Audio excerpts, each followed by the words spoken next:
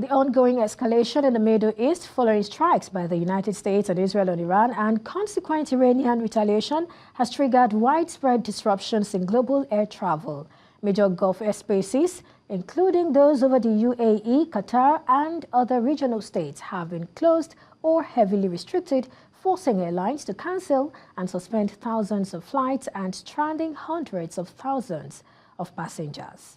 Transit hubs such as Dubai International, Doha, and Abu Dhabi have seen prolonged closures, while carriers like Emirates, Qatar Airways, and others are operating limited or emergency services. To unpack this, I am now joined by Sean Mendis, Aviation Consultant. Thank you so much for joining me today, Mr. Mendis. Thanks for having me. All right, before we get into, the air disruption, what's your reading of this conflict? Some have described the U.S. action as extreme indiscretion. Do you share the same sentiment? You know what? I am not an expert on military or international diplomacy, so I'll keep my views to myself in terms on that front. However, I will say that it has been extremely disruptive to air travel, not just in the Middle East, but between Europe and Asia, and in fact, between Africa and Asia as well, because so many of these routes pass through the Middle East.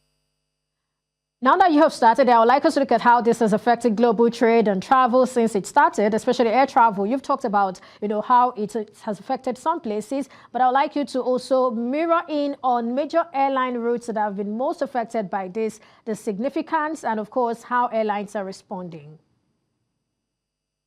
Well, I think the main routes which have been affected by this are routes which pass through the Middle East, as I mentioned before, and that isn't just routes on airlines like Emirates and Etihad and Qatar, which have their major hubs and bases in the Middle East, but even routes which overfly these areas. So, for example, if you're flying between London and Singapore, your route is going to take you over the Middle East for the most part.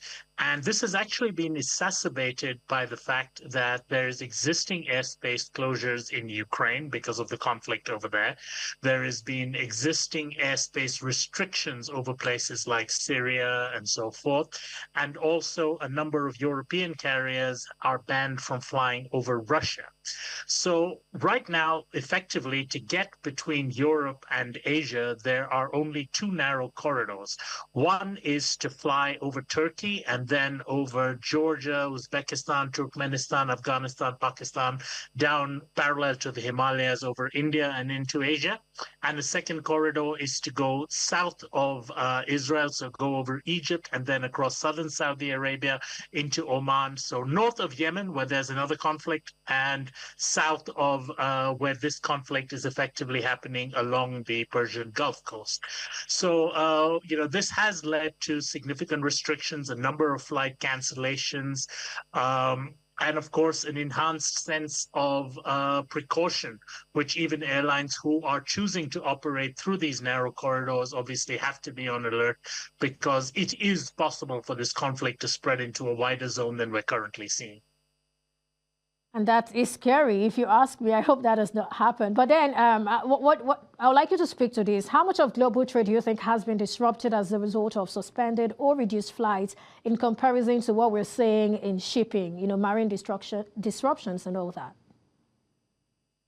The reality is that maritime shipping volumes, especially of oil through the Straits of Hormuz, are going to dwarf the impact on, global air traffic suspensions or restrictions.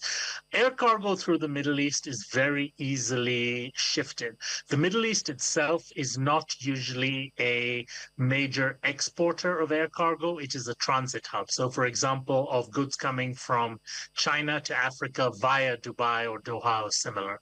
So once again, with these kind of things, that is easily moved from, say, Dubai to Muscat or to Cairo or to any other global hub rather than those transit hubs. It is a very different situation with oil, because obviously the oil is largely being generated in the Middle East and there is no alternative than passing through the Straits of Hormuz. So while this will have a very definitive, and in fact already has had a short-term impact in terms of aviation thanks to the fact that the air is everywhere while the sea, is restricted to certain corridors, aviation will be able to adjust its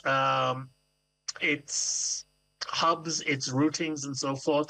And I think on a global level, this is going to be less of an issue than in the long term than people are experiencing today. It will get better.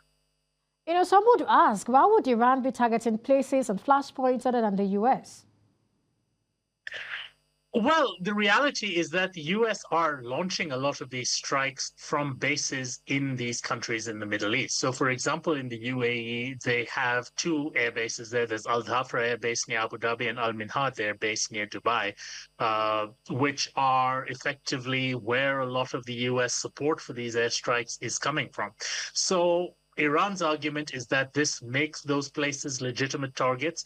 It's not like Iran is launching attacks at hotels and places like that. Unfortunately, they are launching attacks at what they claim are these military targets. Some may be going off target, but others are when these drones or missiles are being intercepted by defensive forces. The debris from those drones is falling into populated areas. And I think that is where we're seeing a lot of this dramatic footage which comes up of, hotels on fire and things. That is not necessarily because the hotels themselves have been targeted, but rather because the air bases have been targeted and the defensive systems over there have brought down these missiles and drones prior to them reaching the air bases. And consequently, the debris from that is what's falling. Now, if anyone was optimistic before now, I think this particular action essentially signals the end or failure of a rules-based order. Maybe I'm too quick in, concluding, but do you still hold any form of optimism in this regard? I definitively hold a lot of optimism in this regard. We have seen aviation being very resilient over the last many decades. I think back, maybe my age is showing over here, but I think back 30 plus years ago to the first Gulf War in the early 1990s. And we had a very, very similar situation where Iraq was launching strikes on third countries in the hope of dragging them into the war as well. And, there was a lot of diplomacy. I remember being in Dubai, visiting my cousins there, and, there were air raid shelters and things like that that were constantly being drilled into people. So this is not necessarily the first time this has happened. There have been far more widespread conflicts. There have been far more even conflicts. This is a conflict which, whether we like it or not, one side has overwhelming force and the other side is fighting essentially a guerrilla war with the ability to just launch drones, but without the ability to put forces on the ground or legitimately take over any territory other than their own. So it is going to be a very one-sided conflict. I think we're going to see irritants in that until the conflict comes to an end, but I don't think there is really going to be a long-term danger. I think we're probably going to see this affect direct operations for the next month, but beyond that, I think we're likely to see a reevaluation of risk in the entire region, and so that will have impact in terms of insurance. It'll have impact in terms of tourism numbers. It'll have impact in terms of just the general global flow of goods and persons. But I do expect aviation in particular is extremely resilient. It has come through far worse than this, and even in recent memory, the COVID pandemic was a far worse shock to the aviation ecosystem than this has been, and I am sincerely hopeful that this will blow over within a few weeks or months at the absolute latest. All right, Sean Mendis, Aviation Consultant, thank you. And I just wanted to mention that when I asked that question, I wasn't particular about aviation. I was looking at the United States action, actually, seeing it as, failure of a rules-based order, where we have rules guiding what we do. But it feels like if you're powerful, if you're strong enough, you can do anything, United Nations would probably be incapacitated. That was what I meant. But thank you once again for your thoughts on the show today.